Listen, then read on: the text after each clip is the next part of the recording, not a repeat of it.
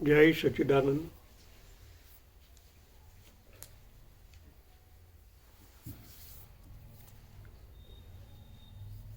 एक प्रश्न है, परमात्मा और उनकी परिभाषा। हमको समझना पड़ेगा परमात्मा क्या है और उनके साथ जुड़ी हुई परिभाषा। परमात्मा परमानेंट अव्यक्त तत्व है, न कोई इनका आकार है और न उनकी कोई परिभाषा है। उनका नाम ही नहीं है, तो परिभाषा कैसे जुड़ेगी? बड़ी विचित्र बात है। परमात्मा तो उसी का नाम है जिसकी कोई परिभाषा ही नहीं है। परमात्मा यानी अपरिभाष्य। परमात्मा समग्रता का पर्याय है, समग्रता का दूसरा नाम है।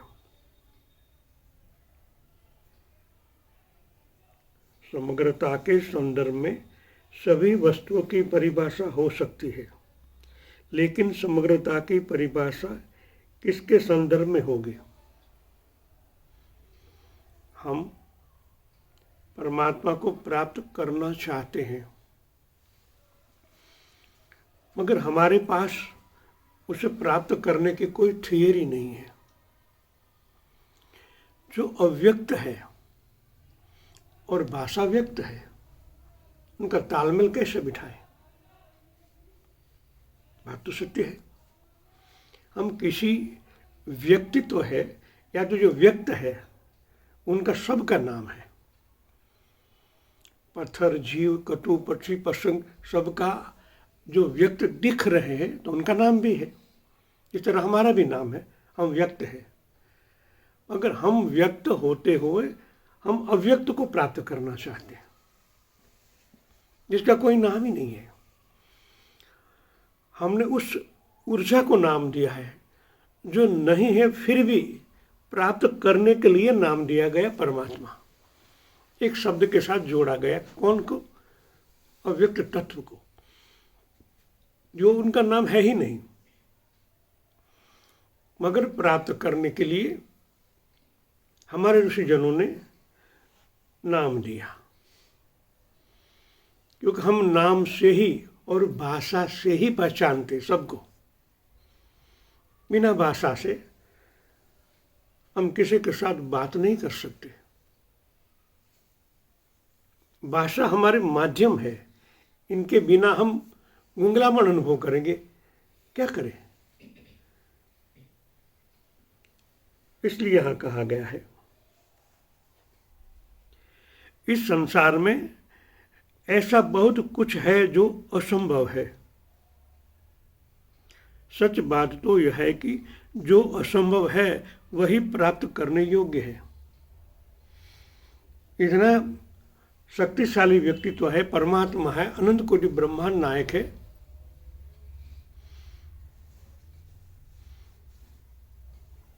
जो असंभव है, जिस तरह शंकराचार्य ने कहा ना, उन्हें एक बार ऐसा ही कहा है,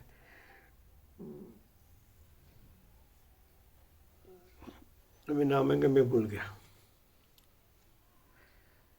ब्रह्म सत्य जगत मिथ्या।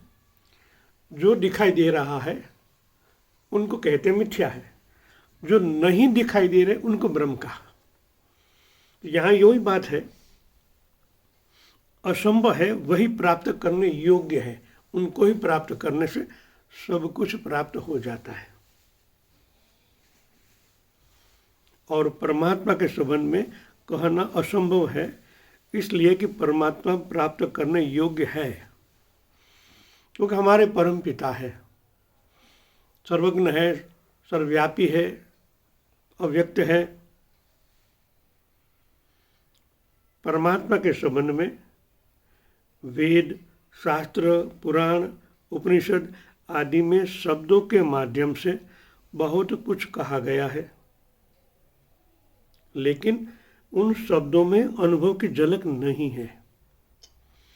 जो भी कहा गया है, शास्त्रों में हजारों पुस्तक है परमात्मा के बारे में, मगर शब्दों द्वारा, और वो शब्दों से व्यक्त नहीं होता। इसलिए उनके साथ तालमेल बिठाना असंभव सा हो गया है। असंभव नहीं है, मगर असंभव लगता है, क्योंकि हम उनकी थियरी नहीं जानते। हम छोटे से बड़े हुए वहाँ तक हम कोई थियरी से ही चलते हैं।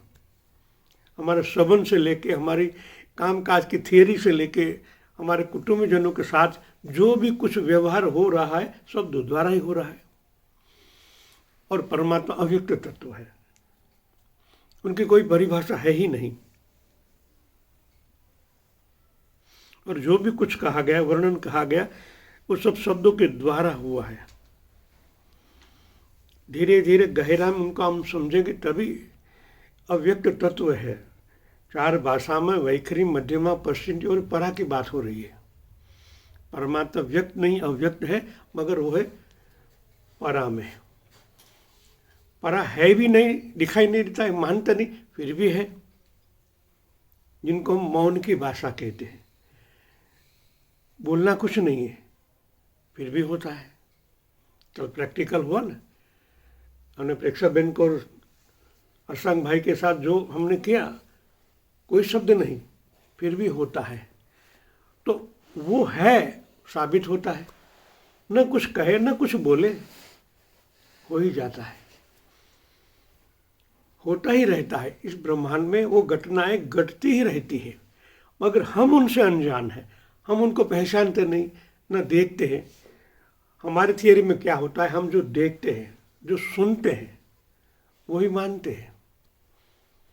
इसलिए उसी रीत से हम उनको प्राप्त करना चाहते हैं। इसलिए असंभव है, उनको भी छोड़ना पड़ता है, तब जाके कुछ नया आयाम खड़ा होता है।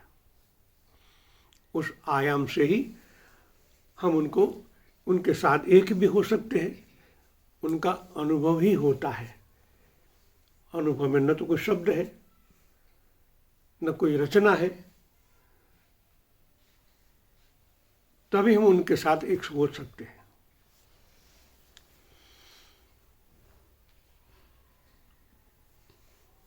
इसलिए कहा गया है कि उस शब्दों में अनुभव की झलक नहीं है।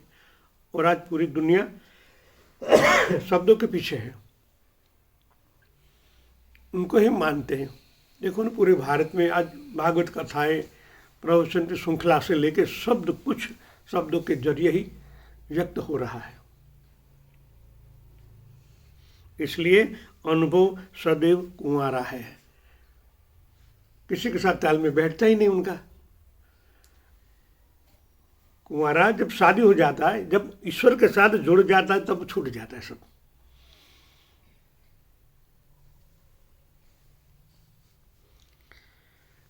इसलिए तो मेरा भाई ने कहा ना, परणु तो प्रीतम प्यारो, अखंड सौभाग्य मारो, रांडवानो भय टाड़ो। ये टूट सकता है, वो तो अव्यक्त है, टूटने वाला है ही नहीं। वो परमानेंट संबंध है हमारा। जब भी तुम परमात्मा के संबंध में जानोगे, वह उधार नहीं होगा, वह तुम्हारा ही होगा, तुम्हारा अपना होगा। जब हम उनको अनुभव से, दृढ़ता से भाव में उतर जाते, एकाकार हो जाते, तब लगता है ये हमारा है।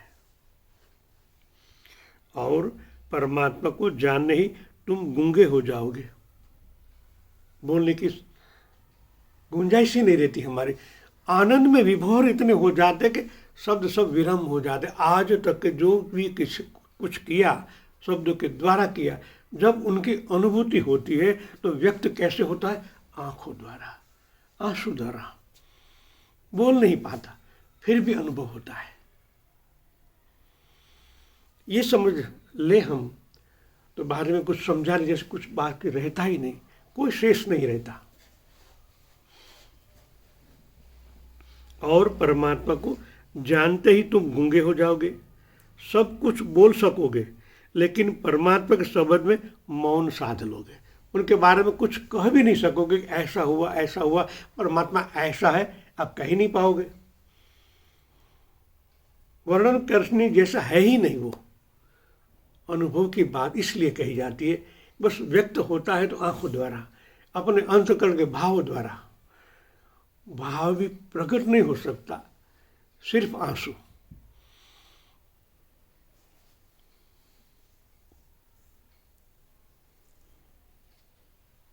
क्योंकि वह तुम्हारा अपना अनुभव है और हम व्यक्त जगत में दूसरों के अनुभव से ही चलते हैं। कोई हमें कहता है आप इस तरह करो तो हम उस तरह करने लगते हैं। व्यक्त जगत में ये शासन चलता है, मगर परमात्मा के शासन में ये सब छूट जाता है। और शब्दों की अपनी अपनी सीमा है। हम जानते हैं एक शब्द व्यक्त हुआ, उनके तरंग निर्मित होते हैं। आज अभी हमने वही देखा, हर एक शब्द के अणु के साथ भी संबंध है, परमाणु के साथ भी संबंध है। अभी हमने शब्दों द्वारा ही परमाणु के साथ एक हुए और उनका अनुभव भी होता है और व्यक्त भी होता है। न्यूट्रॉनों तक की इनकी गतिविधि है। इसलिए कहा कि उनका हर एक शब्द का अपनी सीमा है और ये परिभाषाएं शब्दों से ही बनती हैं। इसलिए परमात्मा के संबंध में जितनी भी परिभाषाएं हैं वे सबकी सब उधार की है। उधार कभी न कभी चुकाना पड़ता है, तो यहाँ तो समाप्त ही करना है।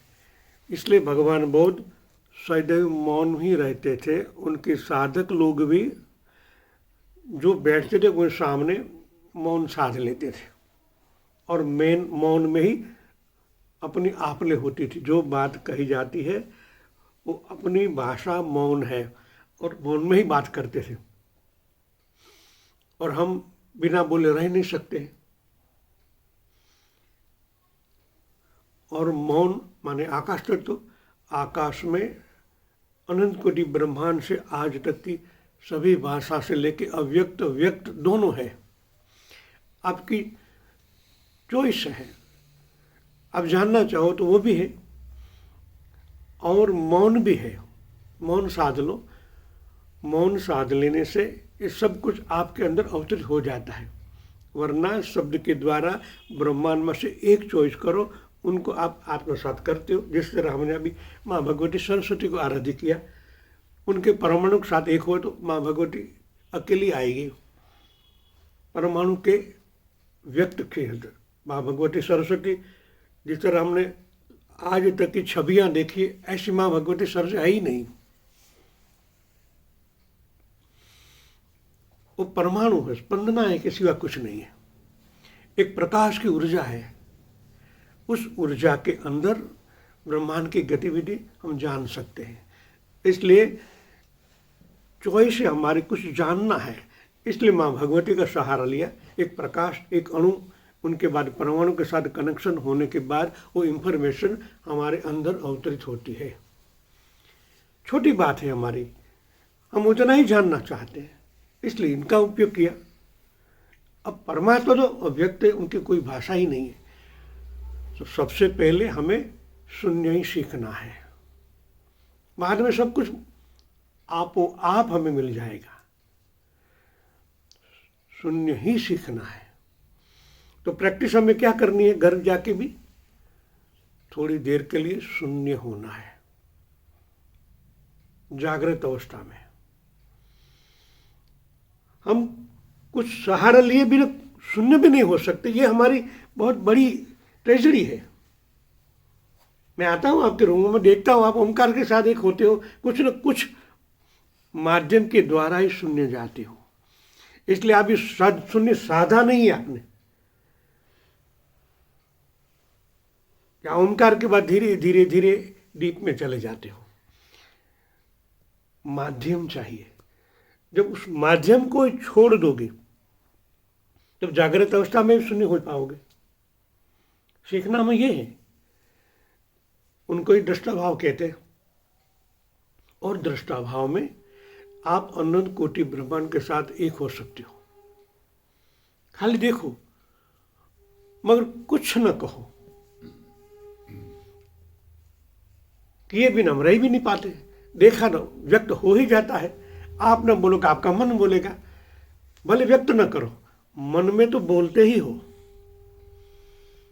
इनसे छुटकारा पाना है, ये बड़ी बात है। और ये साध लेने से आप परमात्मा को शादी कर लोगे। जय सच्चिदानंद।